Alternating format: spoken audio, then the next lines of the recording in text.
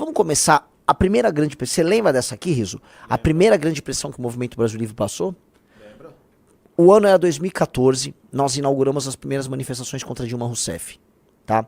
O grupo é formado, nós tínhamos nos dado muito bem com a campanha do Paulo Batista, nós perdemos a eleição, mas fomos uma coqueluche em termos de desenvolvimento de narrativas e construção de imaginário nas redes sociais. E partimos ali, né, para ajudar no segundo turno das eleições a derrotar a Dilma. Fizemos vídeos, produzimos coisas, Dilma vence, convocamos manifestações. Aí tem uma manifestação, nenhuma ainda falava do impeachment, a gente não tinha nem a base jurídica para o impeachment. Mas nós começamos a fundamentar, tá, uma construção política que levasse à queda da Dilma. Ali surge o Olavo de Carvalho. Não, o Olavo de Carvalho queria que todos sentassem à mesa com ele para que ele organizasse a estratégia. E você lembra qual era a estratégia, Riso? A estratégia do Olavo de Carvalho era muito simples. Vejam só. O Olavo queria que tanto a turma que pedisse intervenção militar quanto a turma do impeachment jogasse junta.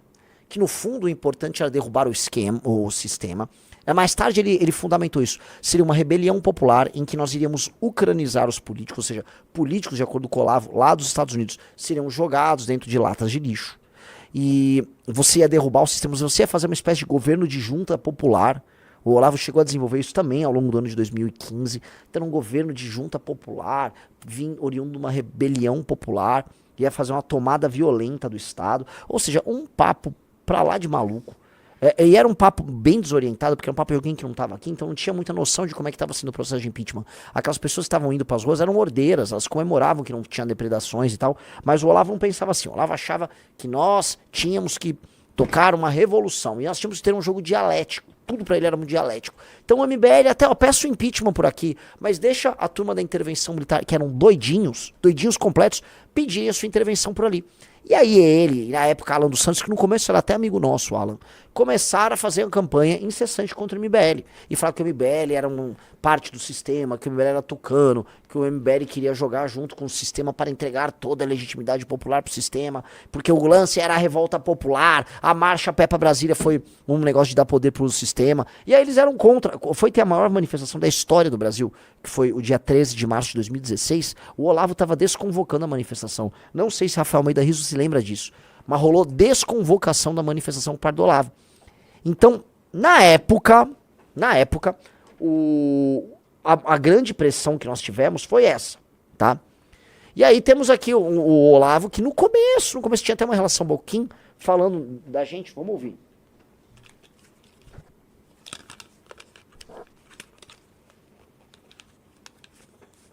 Uma pessoa que funcionou como símbolo, não como líder, mas como símbolo da manifestação, foi eu, não é isso? Não tinha mais ninguém. Não tinha ninguém nem com o cartaz do Lobão.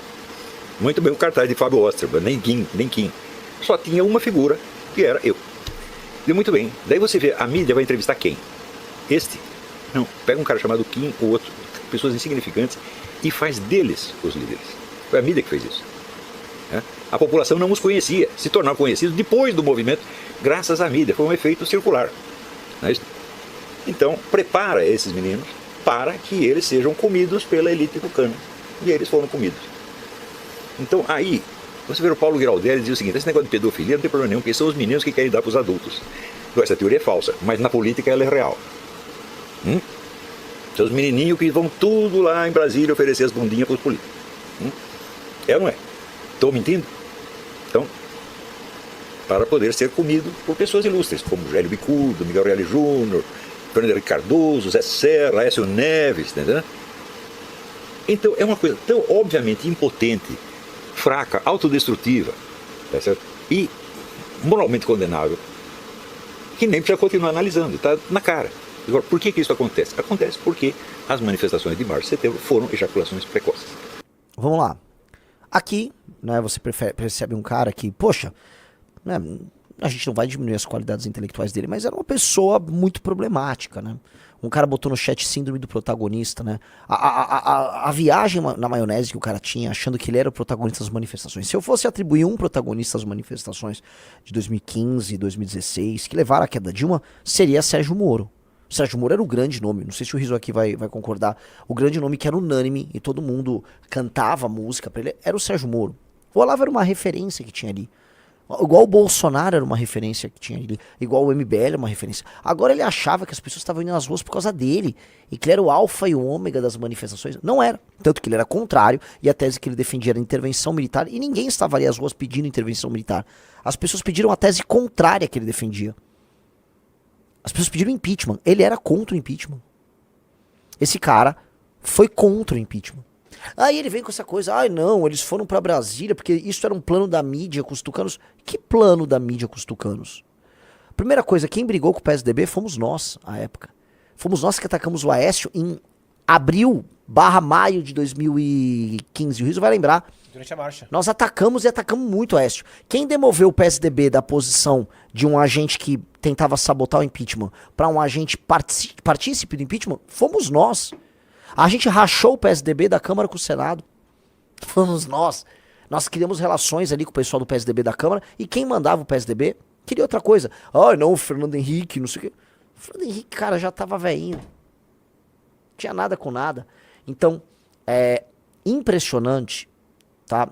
Impressionante como esse tipo de construção anedótica sem base na realidade, ele vai construindo em cima de uma caricatura que ele quer criar pra gente, vai colando ali no público deles, e aí eles criam essas ideias fantasiosas na mente deles. O que ele queria à época? Era uma tentativa de golpe militar, né? Ele pressionava as Forças Armadas, ou rebelião popular. Ah, e o povo vai se revoltar e vai fazer... Não rolou nada disso. Só que ali, vamos colocar, ali o Olavo plantou uma semente. E qual é a semente que foi plantada por ele? A ideia de que o povo, em algum momento, junto com as Forças Armadas, iria fazer uma intervenção militar baseada no artigo 142 da Constituição, ou seja, foi ele a popularizar essa interpretação mentirosa do artigo 142 da Constituição, e criou-se um imaginário dentro do universo bolsonarista, que depois foi alimentado pelo próprio Bolsonaro. Aí outros juristas participaram dessa criação fantasiosa, o Ives Gandra participou. E aí, cara, fez com que milhares de pessoas fossem pra frente de quartéis e milhares de pessoas achassem que as eleições foram fraudadas e, portanto, precisamos ajudar o Bolsonaro nisso.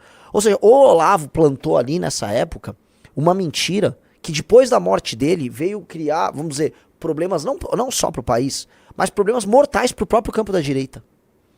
A ideia do artigo 142, da rebelião popular misturada com o golpe dos militares. Um grande papo louco. A outra ideia, né, que tinha ali do PSDB como um grande vencedor nesse processo com tudo. O PSDB foi destruído pela rebelião popular. Destruído.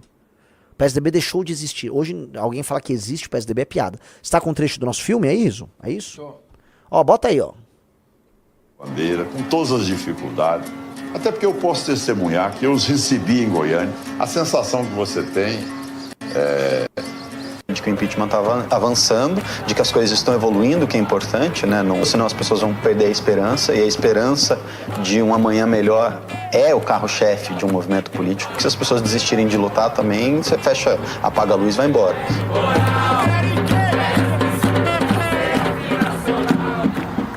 Após um dia maravilhoso em Goiânia, que a gente recebe a notícia de que ok, a oposição não vai receber vocês, não vai ter protocolo de pedido de impeachment nenhum. Não estamos proibidos de dizer a palavra impeachment. Ela apenas não está na agenda do PSDB. E aqui vale colocar, né, o Miguel Reale Júnior, né, quis no final, né, eu sou foda, tô no impeachment e tal. Ele jogou contra o impeachment até o impeachment se tornar viável. Que o PSDB não vai pedir o impeachment no dia 27. Ele saiu fora e já é oficial. E amanhã ele vai ter uma reunião às 10 horas da manhã com os líderes dos outros partidos de oposição para dissuadir eles de pedir o impeachment no dia 27. É lógico que naquele momento também não era agradável todos ouvirem aquilo que vocês queriam colocar, o que vocês colocavam. Essa, que naquele momento... Aqui, ó. Essa era a cara nossa, né? De aliados do PSDB. Então, isso aqui é a parte 1, só queria colocar aqui, senão a gente vai se estender demais. Essa aqui é 1. Vocês acham que nós acertamos ou erramos ouvindo o Olavo? Digite 1 se vocês acham que a gente acertou em não ouvir o Olavo. E digite 2 se vocês acham que nós erramos em não ouvir o Olavo. Digite 1 se nós estávamos certos sobre impeachment. Ou digite 2 se você acha que nós tínhamos que ter embarcado na ideia dele de uma intervenção militar ou de uma rebelião popular com ucranização, tá? Vamos lá. E pessoal, like na live. Like na live. Meio óbvio, a galera digitando né? É meio óbvio. Mas essa foi uma grande pressão que a gente passou. Na época, ser de direita, tá?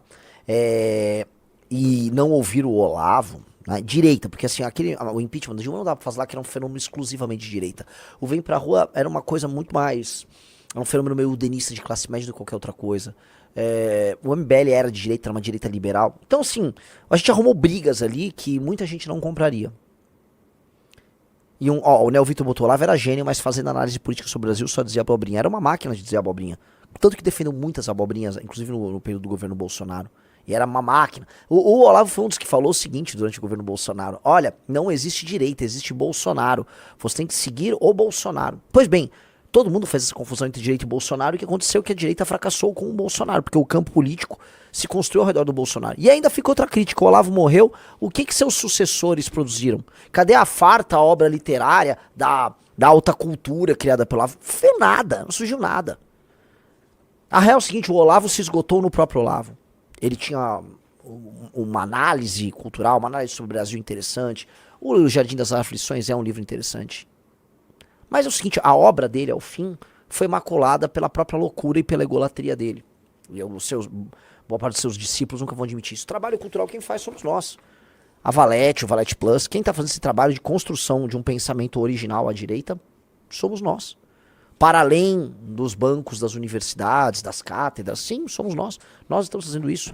E estamos fazendo isso de uma maneira economicamente viável e vinculando isso à construção de um partido político. Ou seja, em tese, a parte boa que ele propôs, que era tudo isso, né, a criação do movimento cultural autossuficiente, produção de pensamento original autossuficiente, criação de uma editora para produção também de livros e obras de ficção. Estamos fazendo. Criação de um partido político orgânico, com um movimento real, concreto, orgânico no seio da população brasileira. Estamos fazendo tudo isso. Então, a parte boa que dava pra tirar dele, tá? Nem digo que isso era uma ideia, roubamos isso do cara. Não, porque isso é uma ideia óbvia de se ter. Mas ele também teve. E nós, olha, isso aqui era uma boa ideia, e nós estamos fazendo. Os discípulos dele, não. Então, isso deve doer nessa galera, tá?